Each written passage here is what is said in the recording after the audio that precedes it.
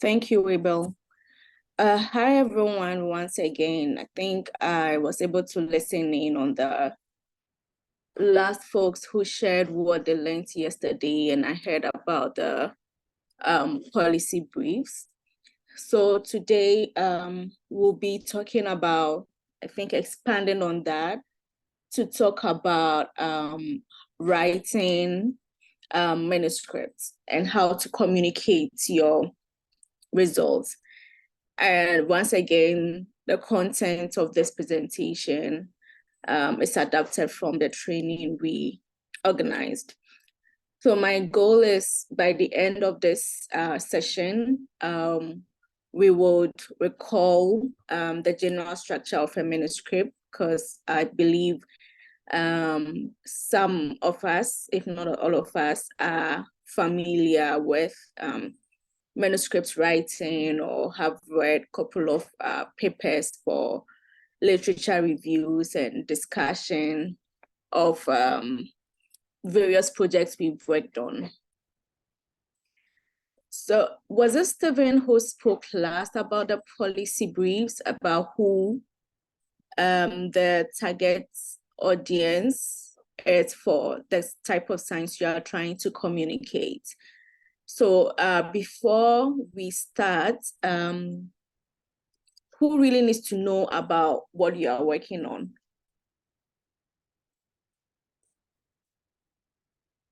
Who is your project for? Anyone would like to answer?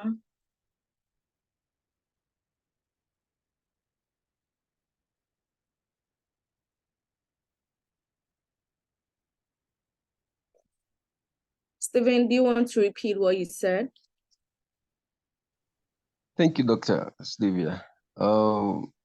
Question: who needs to know about your project is open, and it depends on the problem that you're addressing. And for example, if at all project is about intervention, then you need to perhaps write to the people who are going to implement the intervention, and they're the ones who need to know about your project. Maybe if it is a policy, then it has to, then they will have to direct to the policymakers. Then perhaps if the project is trying to inform the public on something, then it should be directed to the public. So the people who need to know about the people, actually the problem that you are addressing. That's how I can answer this question. Thank you. Okay. Sylvia, just to add on something. Uh-huh. Different members on this group are currently modeling different research questions. So actually yesterday, the part of the task was for them to list the 10 stakeholders that they should target for their particular evidence they are building. So feel free to ask anyone, or maybe you could give chance to them to list the 10 stakeholders they listed per their particular projects. Oh, thank you so much, Abel. This will that will make it easier. I know Gabrielle has mentioned policy makers. Jessica, who did you come up with in your task yesterday? Well, thought about the Ministry of Health. The politicians. Okay. Yeah. Thought about the National TB program. And then WHO. Yeah, great. So that our recommendations are targeting the stakeholders. Yeah. Okay. Joanne?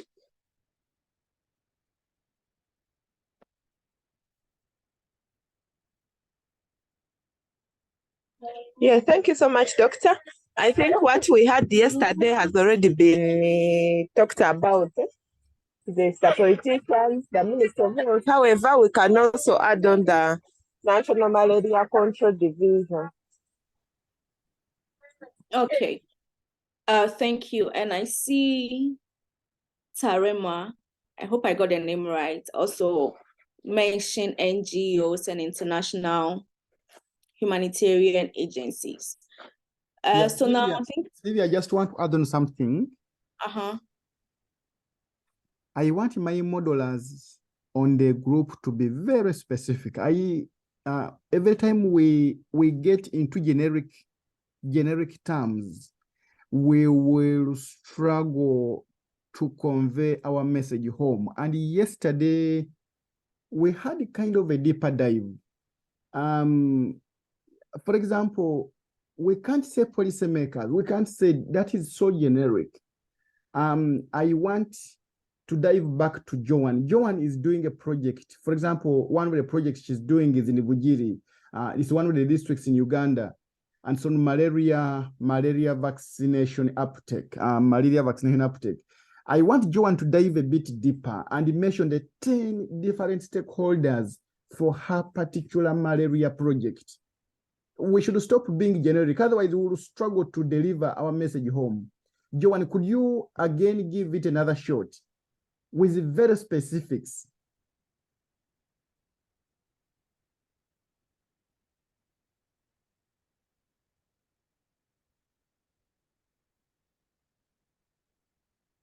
Yes, thank you so much, Abel.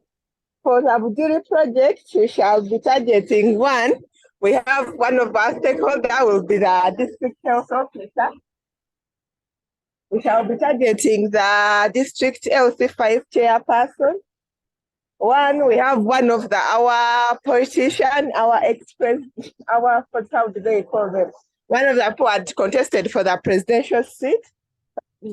Cabrera, as we know what is happening now in the media, he's always there fighting the malaria vaccine. So as we write this paper, we shall be targeting him because we need to also come up with ways of communicating to him that the vaccine is good, and it's because that is what we've so far generated. I don't know whether those ones are enough, Abel. Yeah, so we have, just to add on something for you, we have, for example, National Malaria Control Program. We have Parliamentary Committee on Malaria. We have Ministry of Finance, which releases funds to the Ministry of Health. We have the Vector Control Division, Ministry of Health, which is charged with the vector, including mosquitoes and so forth. We have Malaria Consortium in Uganda. We have the malaria focal person at Bugiri District Local Government. Joan, do you hear how specific I am? Yes, Abel. Yeah, over to you, Sylvia. Oh, thank you so much, Abel, and thank you, Joanne, for giving specific examples. So I think the main purpose of the question, or what I want to drive home, is that who you plan to share your results with really determines like what and how you plan to communicate. So for example, if you are a researcher and your goal is to just contribute to literature to address a gap and like get your work out there for research purposes, then you probably be thinking about scientific papers. If you are trying to reach, and even with the scientific papers, the type of language you use, the content in the paper will really differ, just because you are looking at maybe researchers who are probably in the same field as you, familiar with the type of like the modeling you are doing, the natural history of the disease. Like that would inform really what type of article you are writing as well. If you are interested in, say, just letting the general public know about a specific thing. So for example, you're working on vaccination and it shows that, increasing vaccination coverage to 70% would prevent, let's say, 30% of COVID-19 deaths. And you want to communicate this using news articles, then really you wouldn't need the same level of technicality in the writing and the details compared to scientific papers, right? Or I think almost everyone mentioned about trying to share their results with politicians, control programs, the policymakers and whatnot. And with them, they are looking at the policy briefs. And since you looked at that yesterday, I wouldn't go into details. So even if you're looking at academic conference, you can decide to share your results on social media. I mean, now it's very common for people to share synopsis of their projects on social media. So usually just one line sentence, attach the paper and try to like drive traffic to their paper.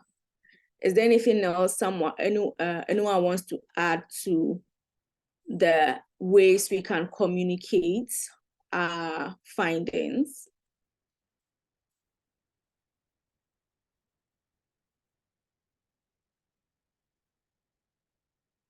But do you want to add anything to that? No, not really. Not really.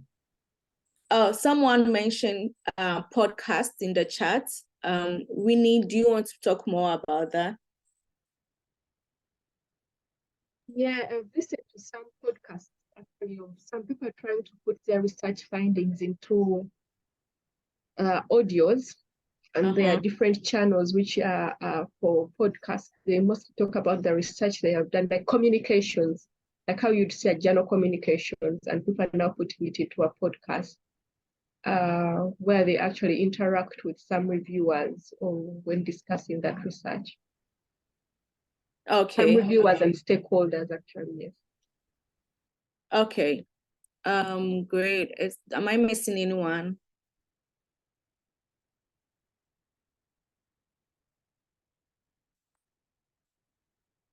Anyone else? Okay. Great. I don't think I'm missing anyone. Great. So for the purpose of this presentation, we will be focusing on academic writing or trying to write a manuscript for research purposes. So how many of us are familiar with like writing manuscripts, publishing, or has published like anything in an academic journal? Just a hand up or an emoji or a comment in the chat.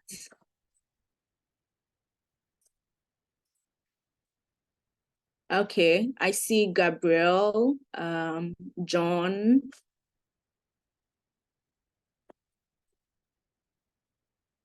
Okay, so Gabriel and John, would you like to share your experience, how you decided to go with academic journal and your experience from forming the question to when the paper was published?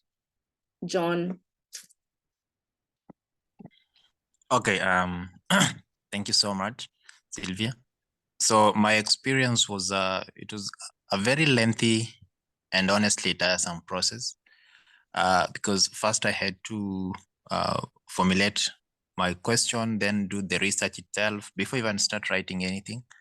Then after getting my results, and this was during my master's degree, once I had my figures and tables, that is when I put it, because when I was doing my methods, I started drafting my paper. As I do my methods and the results I get in terms of figures and tables, I populate that in my results section. So I would say it wasn't a structured way. Like I moved from abstract introduction to methods. I started with my methods first. Then I populated my results. Then as I was reading more and also doing the discussion bit, I also populated my introduction bit. So it wasn't like a straight line writing process. Then when it comes to publication, of course, I had to first apply for a waiver, then submit my manuscript that was rejected, I think 3 times, but resilience is key. I kept sending to different journals that are relevant to my work. And finally I was able to get major revision first, because that was my first paper, major revision. Then I worked on the revisions.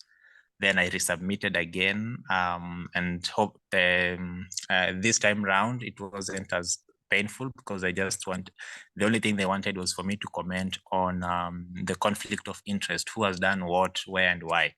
So after doing that, I submitted, and after a month the paper was out, and I'm happy. But it kind of took around 8 months. So I would say it's a process that is not so straightforward, and it requires resilience, honestly. Yeah, but I was able to make it. So thank you. Thank you so much for sharing that with us, John. Gabriel? Oh, yeah. As for me, I can say my experience is very similar to John's. And first of all, it was in the frame of a project about designing a adaptative sampling method for the surveillance of mosquitoes. And it all started with a research question. And we conducted, in first place, a pilot study trying to find out the optimal number of sites that we can have to be sure of having an optimal representation of our study area. And then we moved to a larger study area. A long story made short, I think that the first part of the research paper that we focused on was the methodology. And then we started treating earlier results. And we shared with every partner to have their feedback and comments before we can think of writing discussion, introduction, and anything else. And one step that also was very challenging was peer reviewing. As we submitted our manuscript, it took, I think, 6 months. And then it was about taking into account the comments, the request for the improvement of statistical analysis. And briefly, that was my experience. Oh, thank you. Thank you, Gabriel. Yes. So I just want to comment on the how the paper was written. So John, I think you mentioned that you didn't go through like a structured way of the writing, like from abstract intro methods and like whatever.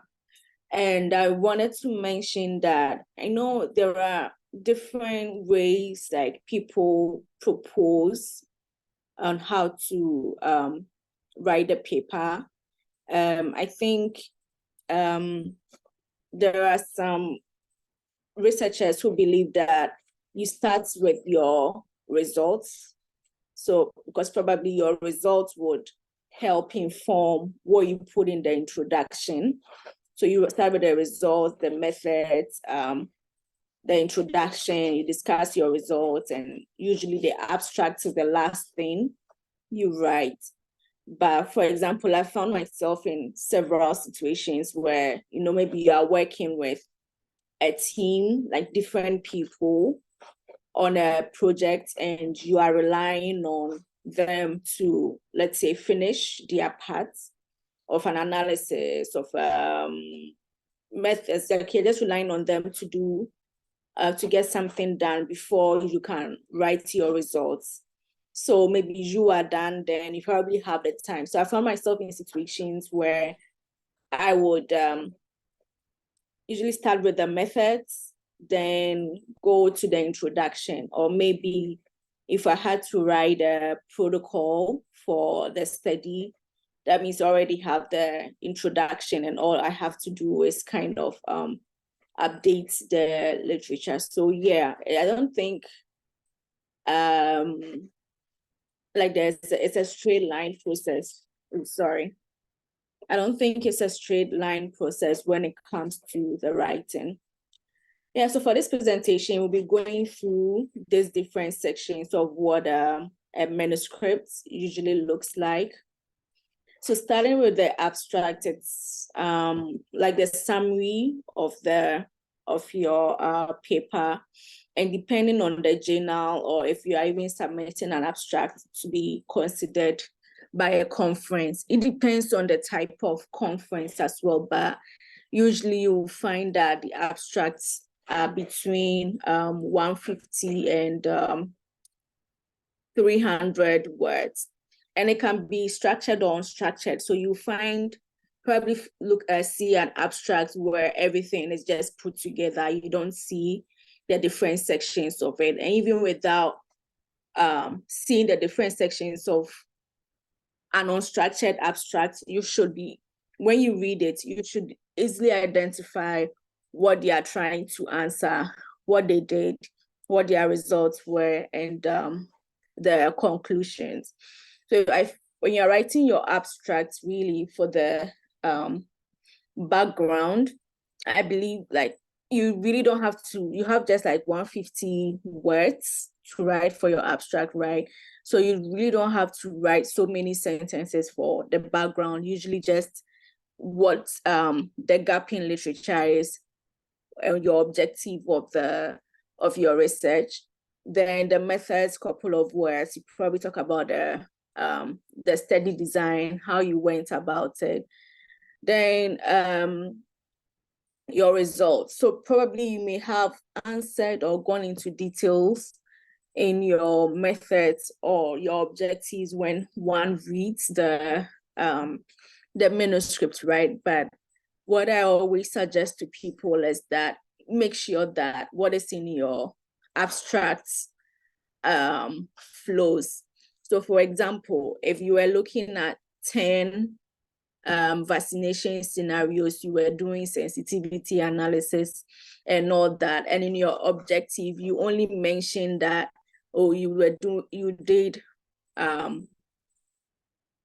on vaccination scenarios, your method is on vaccination scenarios, then all of a sudden in your results you are talking about non-pharmaceutical interventions you assess, and your conclusion is also on non-pharmaceutical interventions and vaccination. So when someone reads your abstract, it's like, really, what exactly did you do? Because the other is obviously missing. And when it comes to, so aside that, other things you probably want to consider for a good abstract, it's really, really pay attention to what the journal asks for, and then what the conference organizers ask for. So ideally, you wouldn't want to include references in your abstracts. You wouldn't want to include abbreviations or acronyms in your abstract. And you wouldn't want to include figures or tables in your abstract as well. So aside what I've mentioned, what else would make a good or bad abstract? If you are reading an abstract, what would you usually look out for?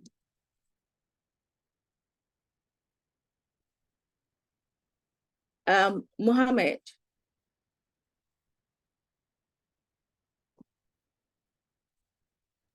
Yes. Yes, Sylvia. Yes.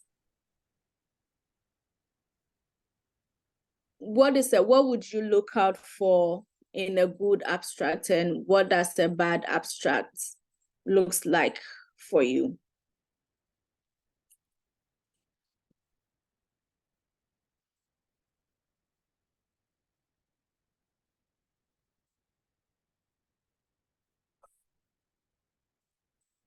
Hi, Mohammed. Okay, Brian. Okay, thank you so much, Sylvia. I think, to me, if I have an abstract that literally looks as long as maybe a proposal or something, I think it would be a bad abstract. An abstract should be very short, but clearly bringing out the message.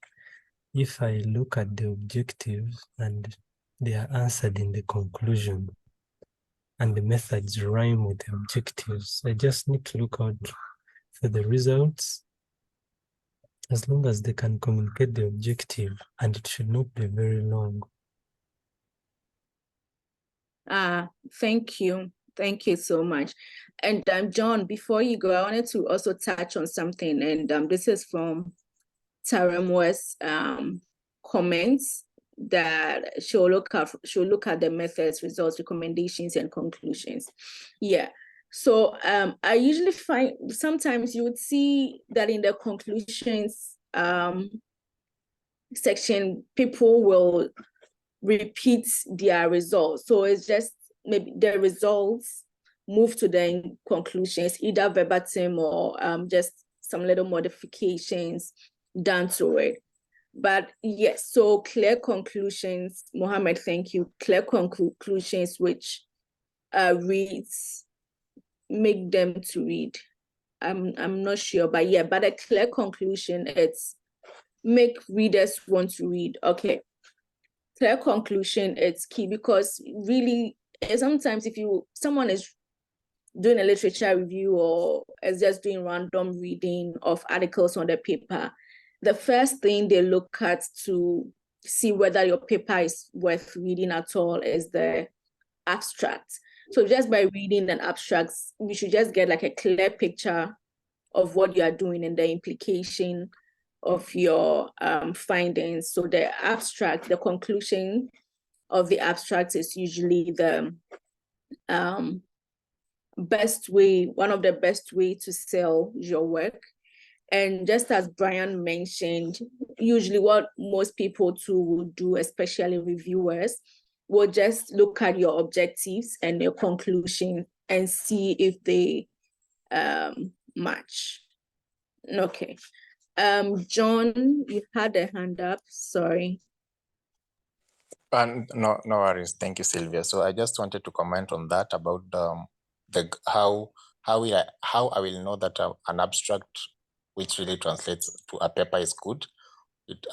For me, it should cover the following important segments. One, what is the problem? So the problem should come out very clearly, even if it's just one line in a summarized way in the background section.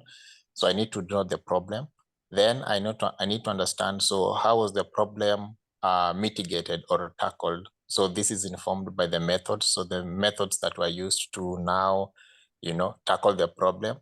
Then thirdly, what were the major findings? So of course, it must feed on each other. So the problem feeds on the method used or selected. The methods used will give the results that are that are feeding back to the problem.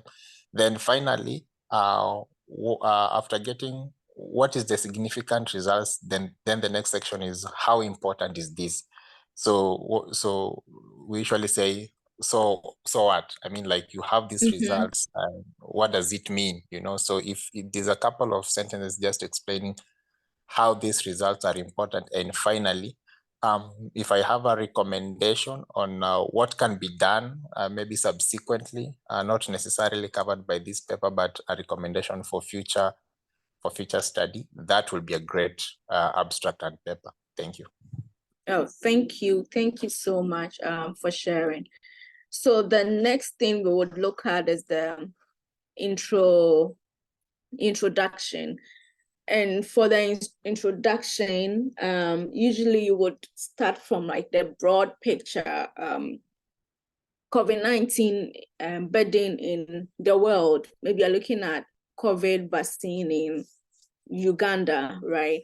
Probably you start with what is happening in the world, then you will narrow it down to Uganda, then talk about what the issue is in Uganda, then look at what, or talk about what other people have done to address the specific question that you are trying to answer, what they found, what's their limitations, the limitations of their studies. And it's very important to also talk about the gaps in literature and how you are trying to address it, then the method you are trying to address it, and how you hope that your findings would contribute to knowledge or policy and all that. And that should be in your introduction. And the introduction usually should be about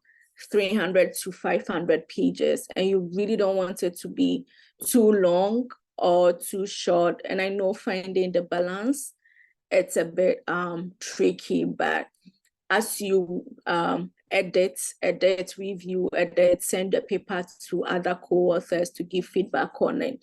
I think with time, by the time it's submission ready, you would probably get the length.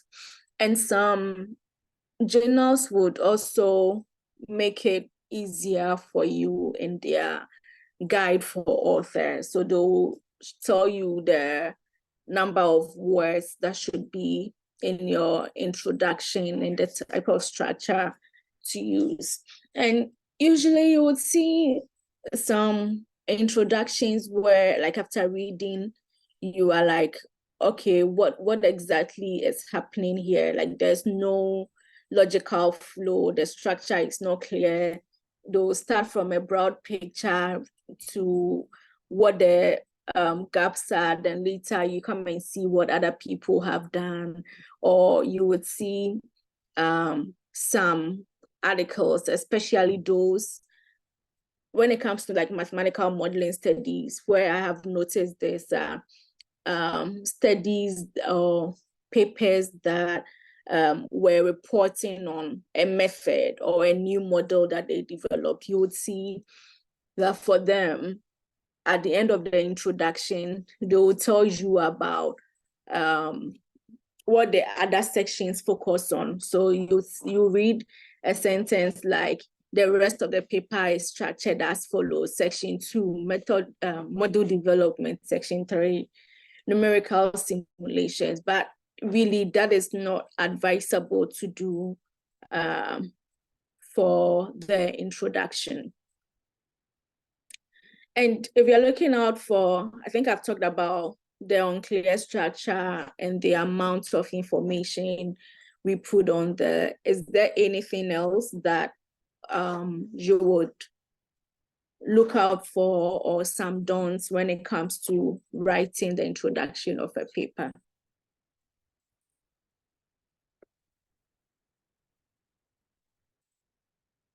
Who hasn't spoken today? Sylvia and Noah.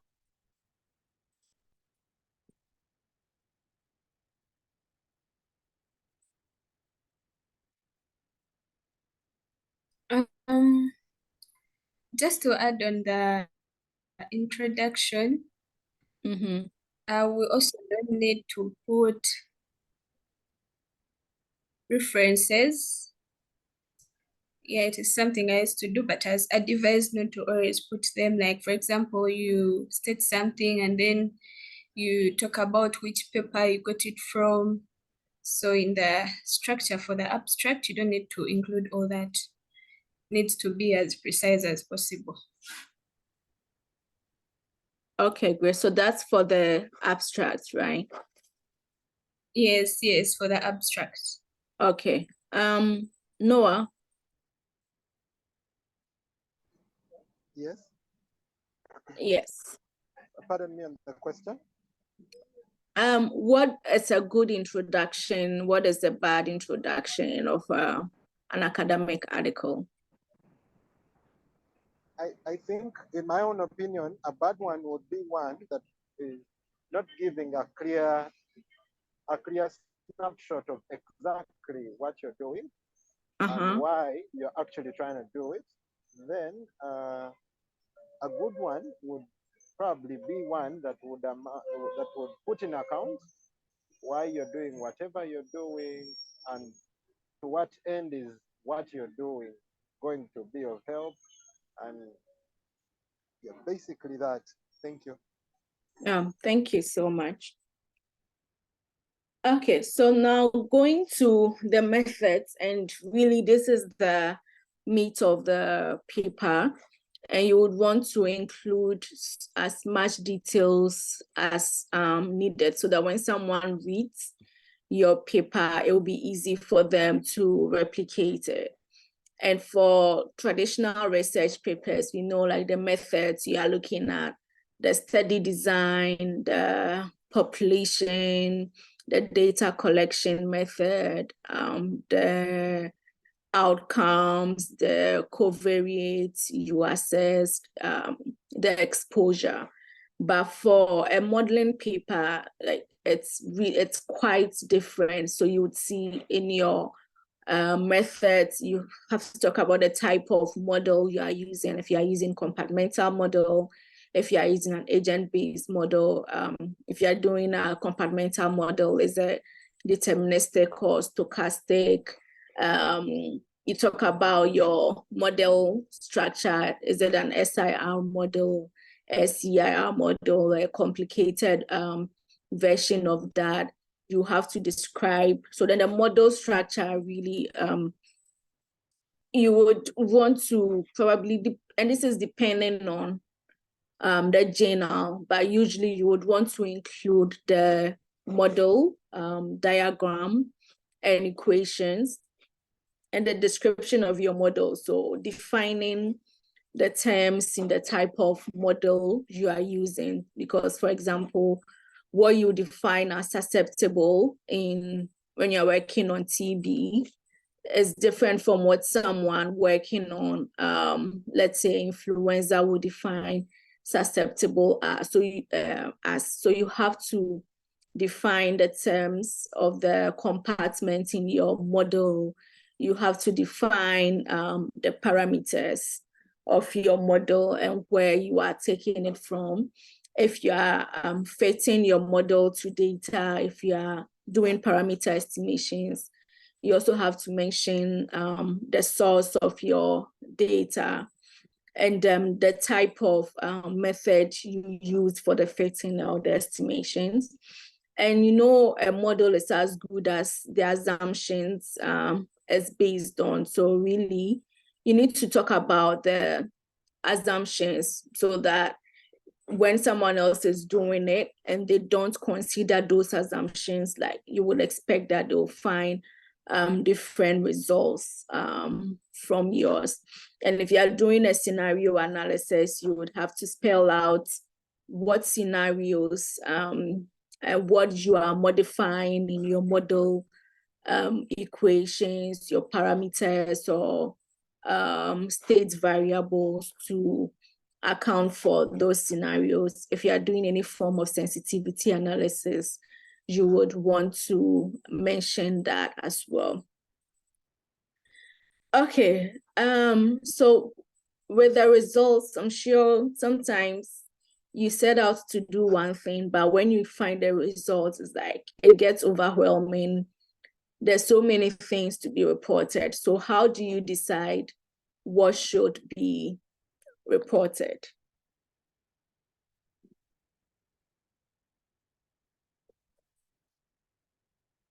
Who hasn't spoken? Winnie, do you want to take this? Winnie or Tarema? Pardon? Would you want to answer this? Like, how do you decide on which results to report after you are done with your modeling and your analysis? So first of all, you should consider your objectives that you stated in your abstract and in your introduction. So in the results, these are important, some of the important materials which you should report in your results, the ones which are answering your objectives. Okay, thank you. Stephen, I don't think I've heard your voice in a while.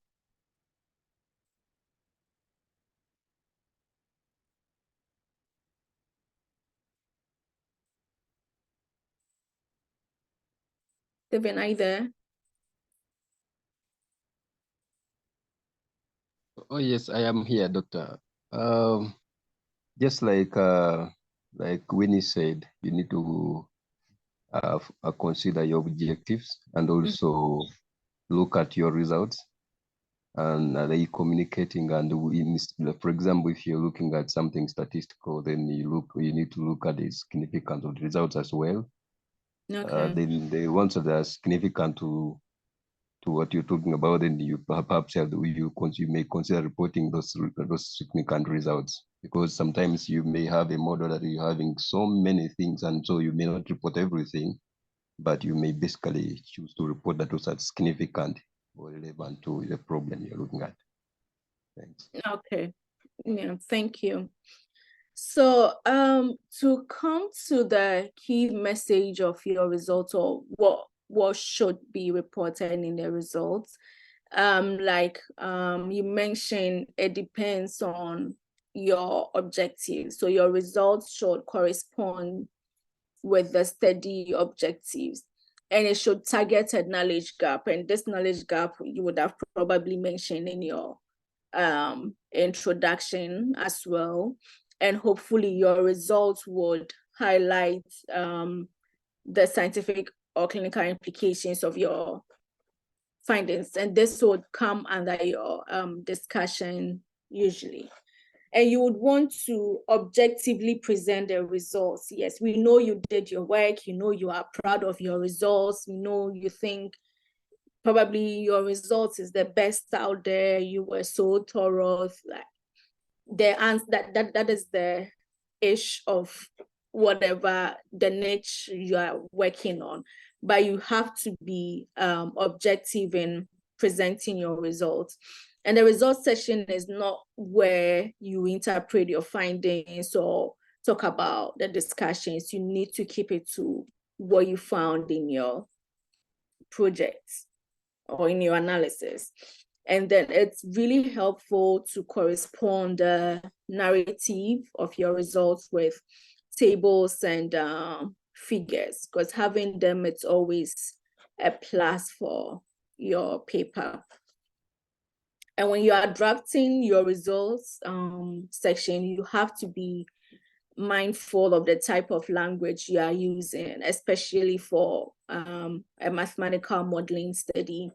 Because remember, this study is mathematical models are based on so many assumptions, right? So the results you write or you elaborate on should reflect some level of uncertainty. So you should avoid words such as my results indicate that, my results show that, my results demonstrates that, because this type of languages kind of show a high or a very solid evidence, which is really not the case in mathematical modeling studies. So usually if you are reading a mathematical modeling paper, when they are talking about their results, you will probably be seeing words like we suggest, our results suggest that, our results,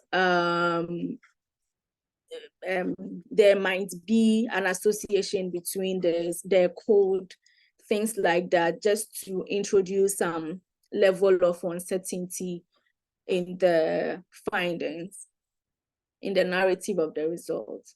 Any question on that?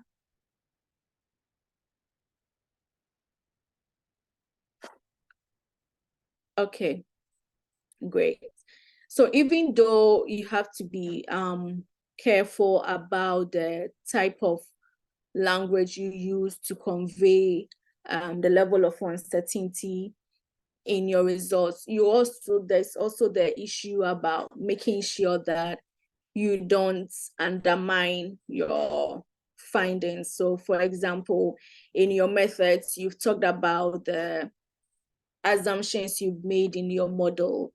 You talked about maybe the limitations of your model. You are assuming that, let's say, children are not at risk of COVID-19. That has already been made clear in your method. So when you're writing your results, you don't have to keep repeating that, assuming that children are not at risk, assuming that children are not at risk. Because when you do that, you make people, you cast doubts on your results, because these things have already been mentioned in different parts of your study. So you don't need to keep repeating them to cast that doubt. So when it comes to how to identify key messages, one method we found is called spotlighting. And this approach allows you to scan through your results and develop a short list of what the main points are. So how it works is you will try to gather your results in one place. So for example, you can have one table, like a table where you put all your results, then you can just scan through figures that you have produced, or just speed reading your results to identify trigger spots or hotspots that will be worth elaborating on in your discussion.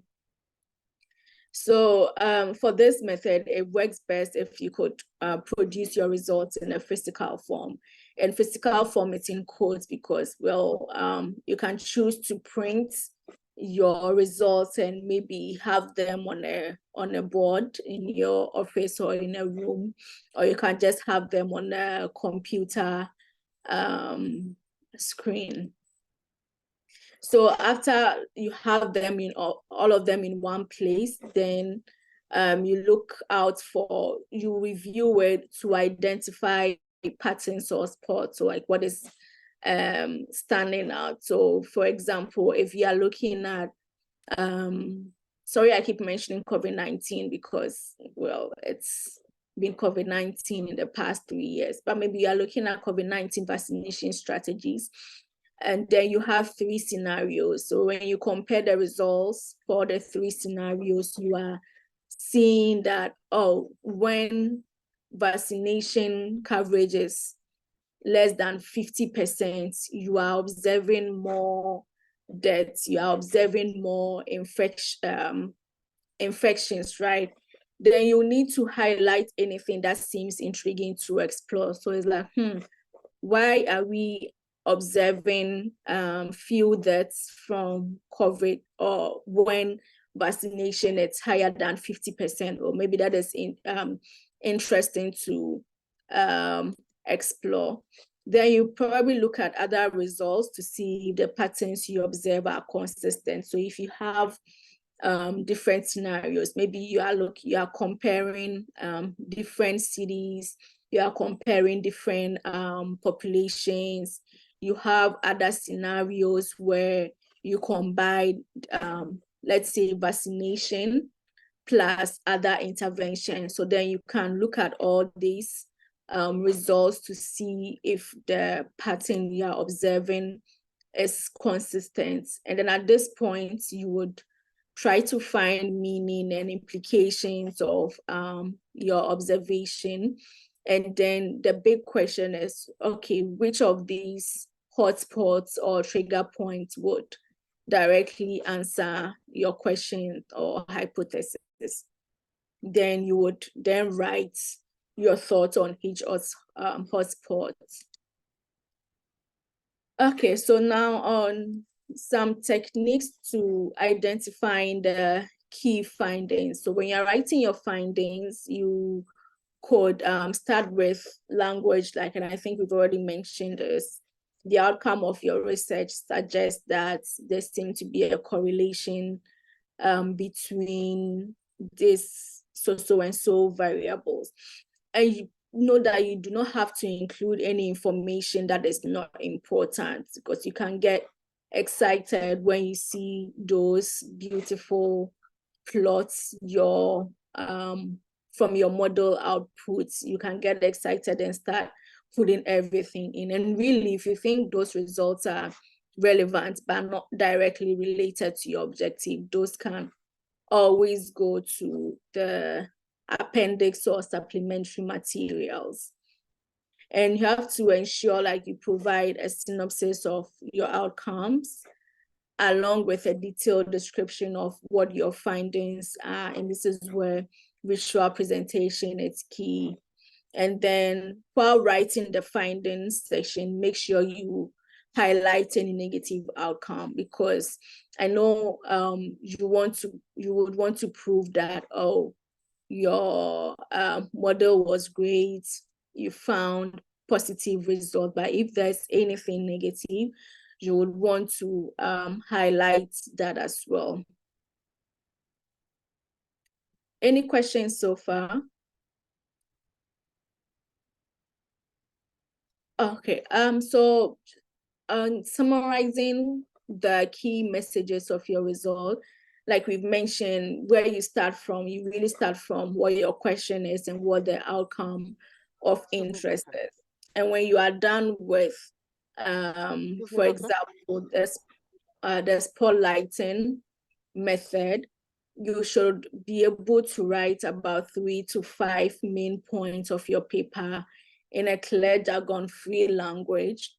You could probably try to summarize your whole paper in 1 sentence or 2. And lastly, it will also work if you could just explain your work to a friend in 1 minute. So these tips will help you highlight what the main findings of your paper are. Sorry, my mouse is a bit sensitive today. Okay, any questions on the results before we move on?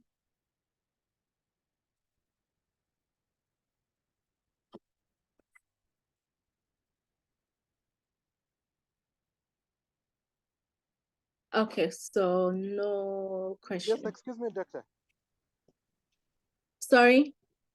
Yes, mine was to just ask you to help me highlight more on if at all you get results that are not connected to your objective and how you highlight that. So for example, can you give an example? Earlier in the discussion, you said that if at all you get excited that you're seeing a trend that you probably were not going to address as per your question and objective, you said there should be a way you denote that in the, did you say appendix or something? I don't remember. That's what I wanted you to clarify on. Okay, yeah. So there are people, when they find something that's not directly related to their objective, but kind of help elaborate their points, they would put those extra analysis in the in an appendix or supplementary materials. And really those other results could probably inform whether you need a second paper where you could report on those results. So for example, I was doing a modeling project and I was interested in vaccination strategies by age groups. Okay. And to answer that question, so for a question like that, I used an age stratified model. And before you get to the age stratified model, you probably have to build your basic transmission model, assuming the homogeneous mixing. So when I did a basic model, then I started finding like other interesting results, but not related to what I was doing. And then the team was like, okay, so what about if we try to publish this the basic model still on vaccination, but the impact of increasing vaccination coverage, not by age group, just by increasing vaccination coverage. So we were able to get a second paper out of that. Does that help, Noah? Yes, it does, very much so. Thank you so much. Okay, thank you. John? Thank you, Sylvia. I just wanted your insights on putting forth negative results, because maybe your expectation was to have, maybe you're doing trend analysis and you expected the trend to be going down, but you get the opposite. So how best should I put forth my results? Having in mind that I also have, it has to be in alignment with my objectives. And also as you go to the next stage of discussion, how best to discuss that. Thank you. Yeah, so this is where I think on the current slide on the discussion and conclusion, there's what if your results provide an alternative hypothesis. So I would say you should still mention it and then talk about what probably influenced this alternative hypothesis. And for a modeling paper, it will usually maybe come from the assumptions you made and where your parameter values are coming from. So if you are trying to answer questions in Uganda, Kenya, or Rwanda, and then let's say the values you use to parameterize your models are coming from, let's say, China, US, then probably what you are observing is because those values do not apply to your setting of interest just because of population differences and maybe the differences in the burden on whatever condition you are looking at. So I would say, yes, mention it, but the discussion and conclusion will be a great place to talk about why it's so. Then probably identifying other studies that had similar results that you did or different results, and that would be a recommendation you can make for future research as well. Is that helpful? Very, thank you. Okay, thank you. Doctor. Taremwa, did I miss you? Doctor. Hi, Yes, Brian. yes, Dr. Taremwa here. Brian, let Taremwa go first, then you. Yeah, actually, I had the same concern like the previous question that you have just answered, because we have been so much engaged in statistical results, statistical analysis, and I had the same question that if my results that really have to explain my objectives, I happen to get values that are not significantly or that are not statistically significant, am I supposed to go ahead and publish them, or am I supposed to go and quote them in the results section? How best can that be? But I think it is the same thing that you have just replied. Yeah. Yeah, so that should really be reported, because there's a concept of publication bias where people usually, researchers only report on results that are positive or that are significant, but no significance, it's also a result, right? Sylvia, can I just add on something smaller there? Okay. Actually, negative result is also a result. More so once you clearly state the steps and the methods that you took and it didn't work, you actually report it because you are saving another scientist from Nigeria or from Ghana or from the US who was thinking of doing the same approach or the same methodology. So if you publish and you say this did not work, but you critique what you think could have not made it work, and you say for future work, maybe increase the sample size, maybe use the other technique in analysis, maybe get more data on this gender or the other variable would be better, or I missed out. Okay, my data set had this limitation, but maybe if we had the other, if we had another kind of data set, maybe we could have seen another picture. Now, once you explore like that, you give room for other researchers to actually explore in the same. I just want to give 2 examples that happened in Uganda recently. We did 2 clinical trials during the COVID-19 pandemic, and they were funded by government of Uganda. So one of the one of them was not funded by government of Uganda. I think one was funded by the NIH. It was trying to see whether the blood plasma, I think I think I'm forgetting, but they wanted to see whether plasma from a recovered person would be beneficial as a therapeutic for COVID-19, and the results were that it did not work. That was done at Makerere University. So the findings were published actually, and that clearly stated this: we did this and this and the other, but the trial did not work. The second trial we also did was on natural therapeutic. It also did not work like we had hypothesized.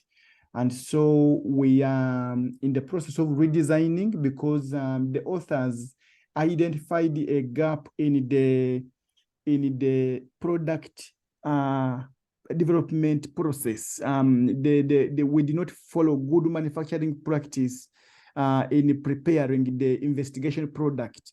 So what I'm saying is that a negative result is also a result that should be put out there, because it guides science, it guides next steps, it guides scholars. Yeah. And again, just to hammer the message home, as master's students and now who are trying to dive into PhD students, you are keen to see those areas that did not work for the previous scholars, because that gives you a foundation and a basis for adding on science, for adding on knowledge. For example, in my work which I'm doing, a colleague from Uganda pointed out some gaps and that I've picked up on as part of my PhD work. But another colleague from University of Edinburgh, he used the Tanzanian data and he pointed out certain things he was not able to do, which I have taken on for my work. So what I'm saying is that members should be positive, and but as you present what did not work, be exhaustive in what exactly you did, because it is in you being open and exhaustive and detailed that you guide other researchers not to repeat what you did. I don't know whether that is helpful, Sylvia. Over. Very helpful, Abel. Thank you. And Brian, I just want to make sure I don't miss you. Thank you so much, Doctor. Actually, what I wanted to ask is very much related to what the previous speakers have spoken about, and Abel has actually highlighted it. I always get issues where, especially when you're doing comparison of interventions, or maybe comparing models in statistics, but you have a methodology that is designed in a way that you have already preconceived an idea that this will definitely outperform the other. But as you do analysis and make all these assumptions, you realize that the model you expected, or the intervention you expected to be better, is actually outperformed. And even from the literature you looked at, from all the studies you looked at, it was exactly how you expected it. But I don't want to call it you get a negative result, but you get a result that you didn't anticipate. So you have issues with these discussions and conclusions to relate them back to your objectives, to your literature. So it is really something I wanted to see it being discussed and how you can go about it. Thank you.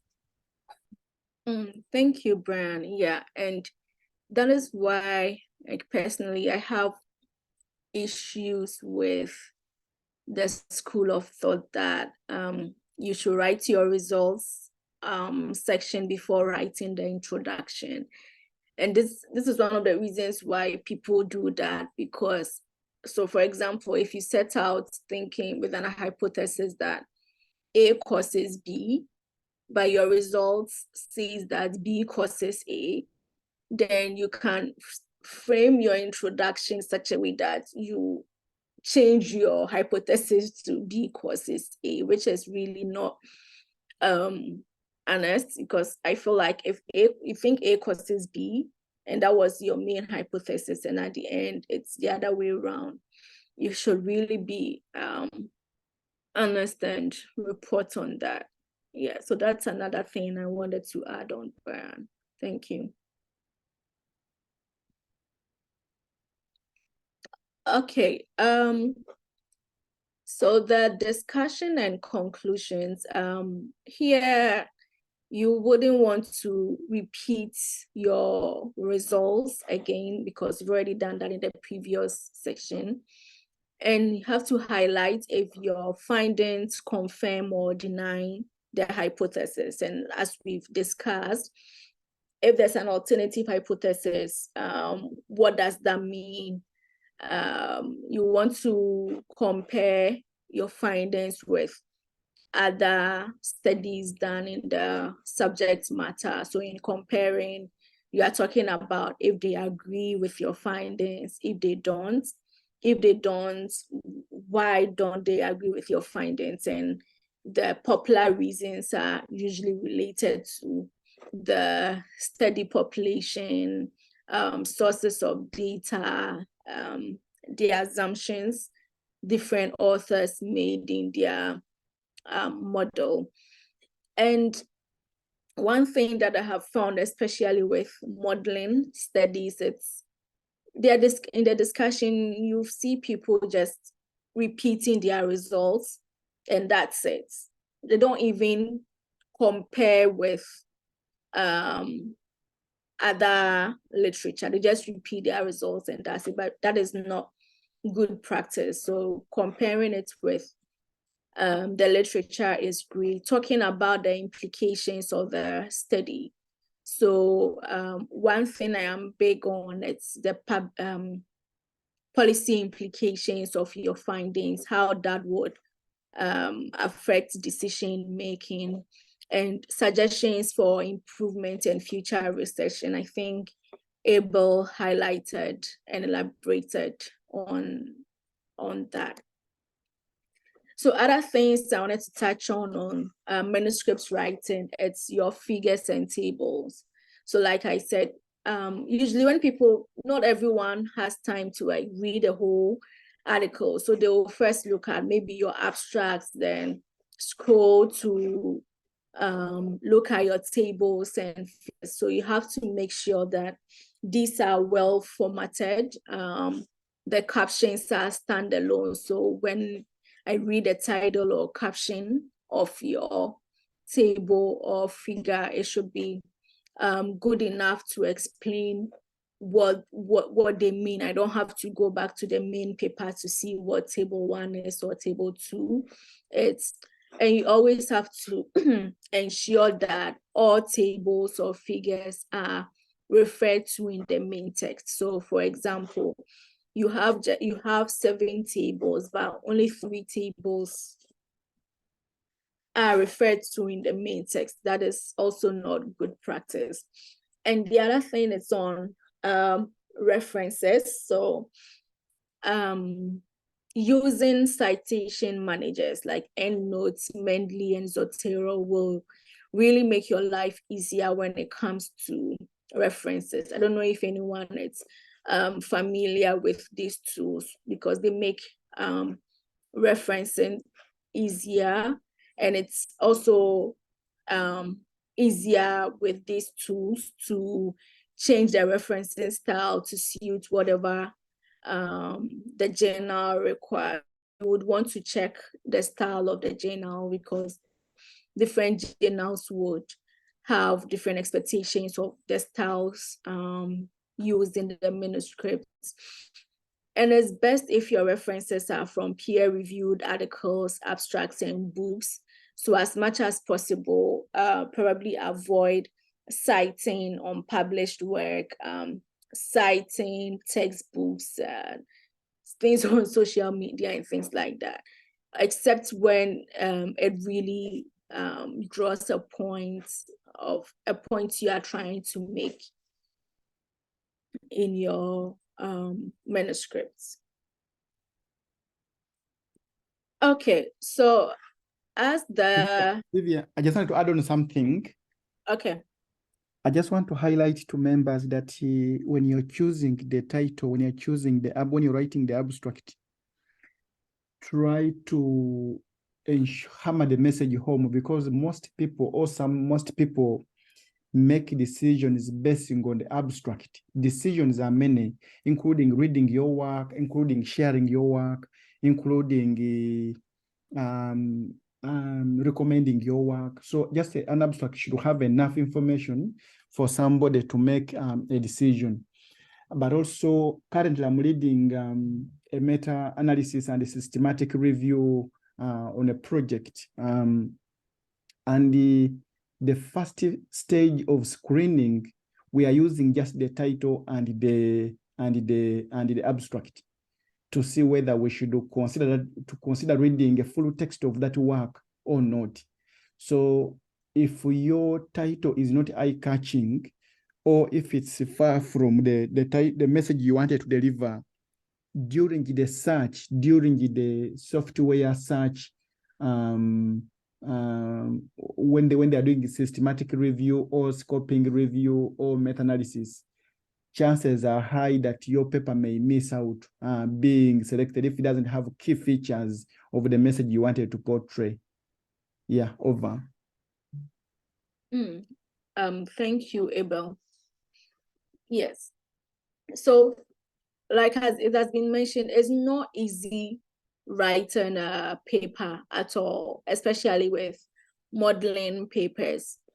You would see that it can even take you a whole year to finalize what the model structure is, what questions they are, and the scenarios you are trying to assess. You also want to ask yourself, who are you working with? Who are the other co-authors? And it's best if you can agree upfront what the role of each person is on the team, and also discuss what happens if people are not forthcoming. So, for example, people get excited. People can get excited when there's a project. Oh, I want to do it. I want to do it. But as time goes on, we realize that they are not pulling their weight as much as they are supposed to. As much as they are supposed to. So, for example, if someone is supposed to be the first author, who it's the one who would usually lead the project, and you find that they are not doing that, you should discuss upfront what happens if someone else take the leadership role. And then if you are working in a team, you should ask what the expertise of the members of the team looks like. So I think on Monday or Tuesday, I don't remember, we were talking about including people in a team who have expertise in the disease area you are working on, know the natural history. If you're trying to do economic evaluations, probably including health economics in your team as well. So as you continue with your projects, you should be asking yourselves these questions. Okay, and in deciding on who should be an author on a paper, these are the general guidelines to deciding who to include or who qualifies to be a co-author. So to be a co-author, you should have made substantial contributions to the to designing the study, to acquiring the data, analyzing or interpreting the results. It should have been helpful, worked on drafting the article or critically reviewing the article, then finally give approval for the final version of the article. So I'm interested, has anyone been in a situation where maybe they work on a project, right? Then later they found ghost names on the author list, or they were forced or asked by a supervisor or PI to include other people who played no role in the project.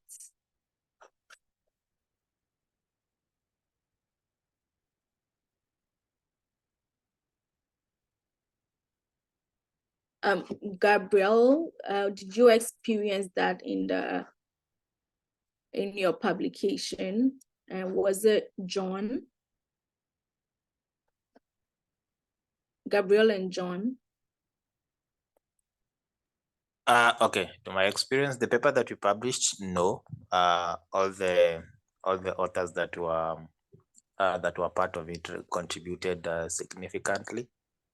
But yeah, it's true. There's a paper we were working on breast cancer, and when we were done, before submission, I was surprised to see a couple of names I've never even met.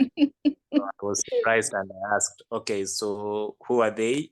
And yeah, the answer was they are part of the funding group. Yep. So the paper is still in progress in terms of review, but yeah, what you're saying is very, very true. Thank you, John. Gabriel? Yes, this happened to me as well. And it was some of partners that ended up on the paper.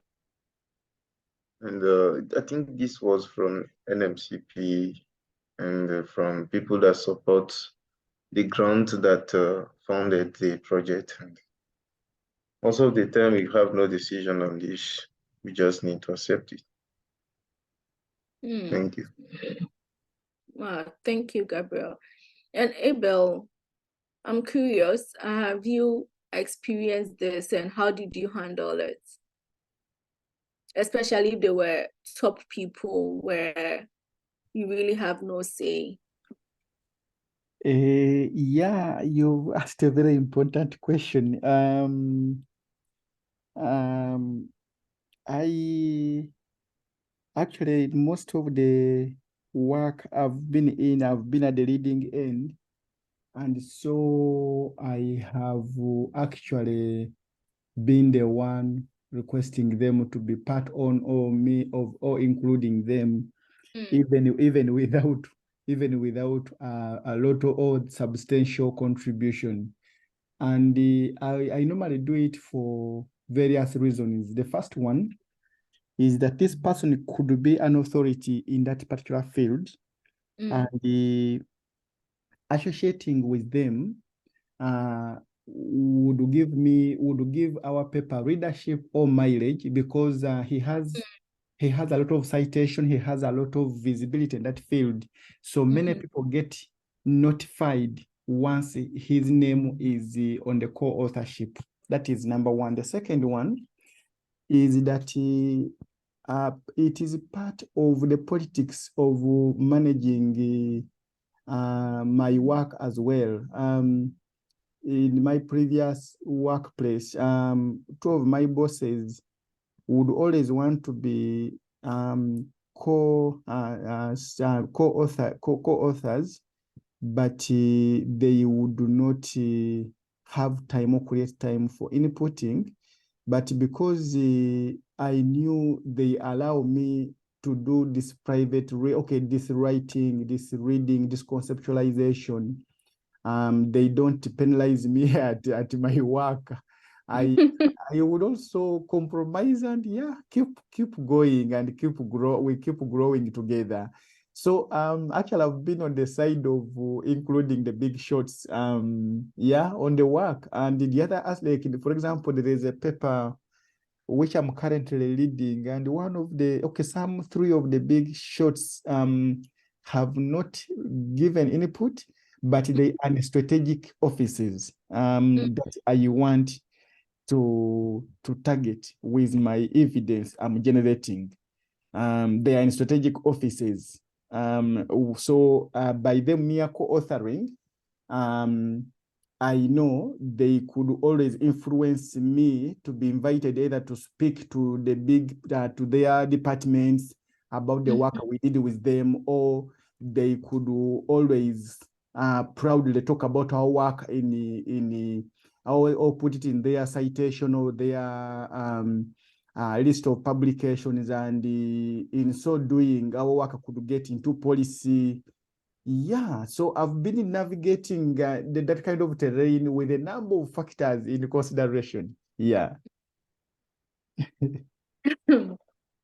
That's interesting, Abel. And usually I hear about this from the authors or the other authors who would just know about these new names at the end of after the paper has been published or at the submission stage. So it's very interesting to hear from your perspective why lead authors usually include people who make no contribution to the project. Yes, so if you find that in some people helped with the work but they did not make as much contributions as other authors on the paper, you would ideally put them in the acknowledgement section of the paper. Okay, so that's all I have. Abel asked that I share like resources on finding PhDs and fellowship opportunities. So you will find them on the last page, on the last slide. Sorry. Okay, thank you. Any questions for me?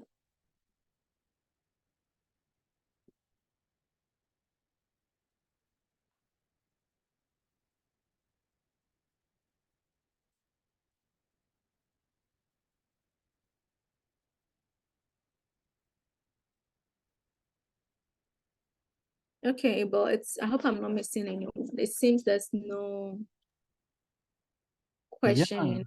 Yeah. Yeah, so I could thank you so much